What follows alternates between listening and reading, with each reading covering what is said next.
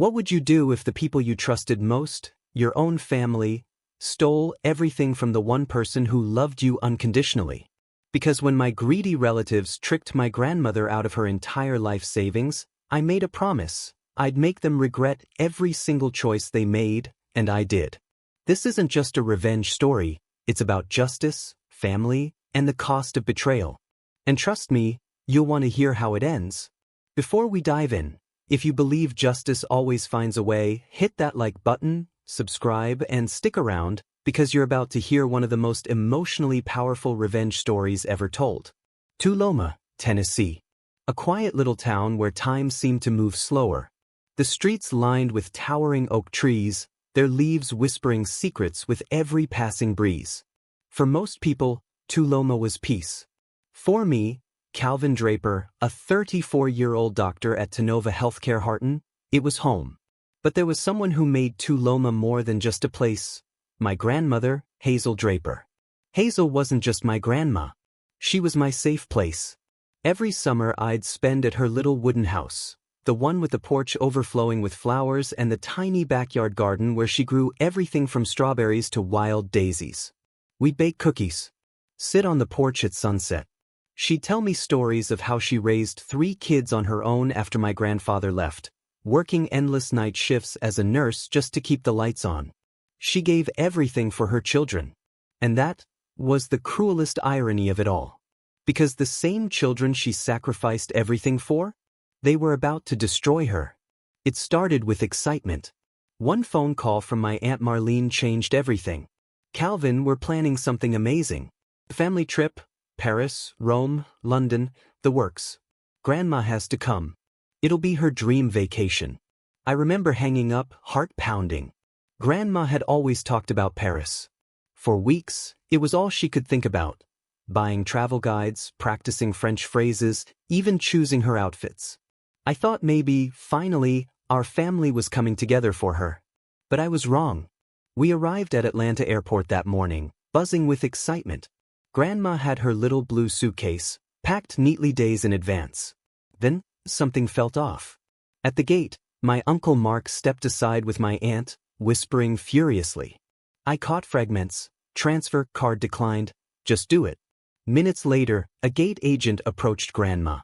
Ma'am, I'm sorry, your reservation's been canceled. Grandma froze, blinking in confusion. That can't be right. My children told me. Before she could finish, Aunt Marlene stepped in, her voice cold and clipped. Mom, maybe it's better if you sit this one out. We'll bring you souvenirs. I stood there, stunned. What do you mean she's sitting this one out? You planned this whole thing for her. That's when Uncle Mark dropped the bomb. Calvin, the tickets are non-refundable. We can't waste them. We'll go ahead, and she can take the next one. But something didn't add up. The desperation in their eyes. The way they avoided my gaze. And then I saw Grandma's hands, trembling. That night, after we got Grandma home, I dug deeper. Something inside me wouldn't let it go. I went through her bank statements. And that's when I found it. A $30,000 transfer. Her entire savings. Gone. My stomach dropped. I confronted Aunt Marlene the next day. Where's Grandma's money? She had the audacity to smirk. She offered it, Calvin. Said she wanted us to enjoy ourselves. You should be grateful we're giving her this freedom. Freedom? They left her stranded at an airport and stole every dime she had. I knew then, I couldn't let this go. This wasn't just about the money. It was about her dignity. It was about justice. That night, I sat with Grandma on her porch. The setting sun bathed her garden in a soft, golden glow. She was silent, staring at the worn family photos in her lap. Why do they hate me, Calvin? I gave them everything. I wanted to tell her they didn't hate her, but maybe the truth was worse. They didn't care. I made a promise right then. I'll make this right, Grandma. I swear, they're never going to hurt you again. And from that moment on, my life had a new purpose. I started digging deeper. I gathered bank statements. Talked to airport staff who confirmed Grandma had a ticket before they canceled it. Reached out to Adult Protective Services for guidance. The deeper I went, the uglier it got. Not only did they drain Grandma's savings, but they'd been slowly siphoning money from her pension for months. Thousands gone. The betrayal was bigger than I thought. And they thought I'd just let it go. But I wasn't stopping. Not now. Not ever. 2 weeks later, I got a call. "Mr. Draper, this is Officer Reynolds from APS. We've reviewed your case, and you're going to want to sit down for this." I locked my office door, heart pounding. Your aunt and uncle aren't just guilty of financial exploitation. There's something bigger. Something we've uncovered about their assets and how they used your grandmother's money. I froze. My grip on the phone tightened. This wasn't just about stolen savings anymore. This was about fraud. Big fraud. And the punishment? It could destroy them. I didn't sleep that night. I sat in my office, replaying Officer Reynolds' words in my head. Your aunt and uncle aren't just guilty of financial exploitation, there's something bigger. The next morning, I drove straight to the Tenova Healthcare Harton parking lot, sat in my car, and called him back.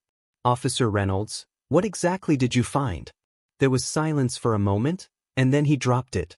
"Calvin, your aunt and uncle have been running an illegal investment scam. They've been using elderly people's money, including your grandmother's, to funnel into fake property deals overseas." I felt my blood turn to ice. "Are you saying they used her savings to launder money?" "Exactly. And we've traced at least $250,000 through their accounts. If we move forward, this could turn into a federal case." I couldn't wait. I drove straight to Aunt Marlene's house. My hands were shaking on the steering wheel, my chest tight with rage. She opened the door with that same smug look she always wore, like she was the smartest person in the room. "Calvin, didn't expect to see you here. Still upset about your little old lady's bank account?" I clenched my jaw. "Cut the act, Marlene. I know everything. The scam. The fake investments. The money laundering. It's over." For the first time, her smirk faltered. "You don't know what you're talking about." I stepped closer, lowering my voice. "The state knows. The police know. And soon the feds will know." She froze, her hand trembling slightly on the doorframe. But then, just as quickly, she recovered and whispered, "You're going to regret this, Calvin." I walked away without another word, but deep down, I knew she wasn't bluffing. That night, I sat with Grandma on the porch again. The same place where I'd made my promise. She was quiet, staring at the horizon, tears glistening in her soft blue eyes. "I don't care about the money, Calvin," she whispered. "I just wanted them to love me." Her voice cracked, and it broke something inside me. I took her hand and held it tight. "They don't deserve your love, Grandma. But they'll never hurt you again. I swear it." And in that moment, I realized this wasn't just revenge anymore. This was war. The next few weeks were chaos. I teamed up with Officer Reynolds, Adult Protective Services, and a federal investigator from the Financial Crimes Unit. Together, we built a mountain of evidence. Bank statements showing $30,000 drained from Grandma's account. Emails between Aunt Marlene and shady overseas investors. Property deeds proving the real estate projects didn't exist. The deeper we dug, the clearer it became. This wasn't just fraud. This was organized financial exploitation. Then, the messages started. Late one night, I found an envelope taped to my front door. Inside was a single piece of paper. "Walk away, Calvin, or you'll regret it." At first, I thought it was a bluff. But the next morning, my car tires were slashed. I reported everything to Officer Reynolds, and he insisted I install cameras and change my locks. This wasn't just family betrayal anymore. This was dangerous. But instead of scaring me off, it fueled me. 3 months later, we had enough evidence to move forward. The day of the preliminary hearing, I walked into the Franklin County Courthouse, Grandma's trembling hand in mine. Aunt Marlene and Uncle Mark were already there, flanked by an expensive-looking lawyer. They looked confident, like they still thought they could buy their way out. But when the federal investigator presented the bank records, their confidence cracked. "Your Honor," the prosecutor said, "the defendants not only stole from their elderly mother but used those funds in an elaborate money laundering scheme involving over a dozen victims." Gasps echoed through the courtroom. Aunt Marlene's face went pale. Uncle Mark wouldn't even look up. The judge ordered their passports seized, their accounts frozen, and set the trial date. But as I walked past Marlene, she hissed under her breath. "This isn't over, Calvin." 1 week before the trial, I got a call from an unknown number. "Calvin Draper?" "Yes, who's this?" "You don't know me, but I know what your aunt and uncle are capable of. Check the safe deposit box at First Federal Bank. You'll find everything you need."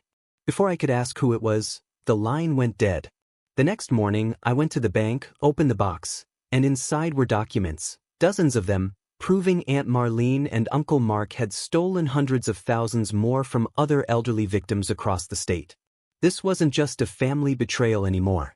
This was a criminal empire. And now, I had the evidence to take them down completely. The night before the trial, I found Grandma crying again. "Calvin," she whispered, "I don't want to see my children in jail." I swallowed hard, holding her hand. "I know, Grandma. But this isn't just about us anymore. They've been hurting other people too. This has to stop." She nodded silently, tears streaming down her face. And in that moment, I knew I couldn't back down. The next morning, I arrived at the courthouse. The trial was about to begin. But before I could walk inside, Officer Reynolds grabbed my arm, his face pale. "Calvin, we've got a problem." My stomach dropped. "What kind of problem?" He hesitated, then whispered, "Your aunt and uncle, they vanished.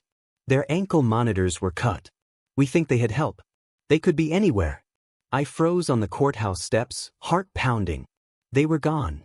And now, the game had changed. They thought they could escape justice. But what they didn't know was that I was just getting started.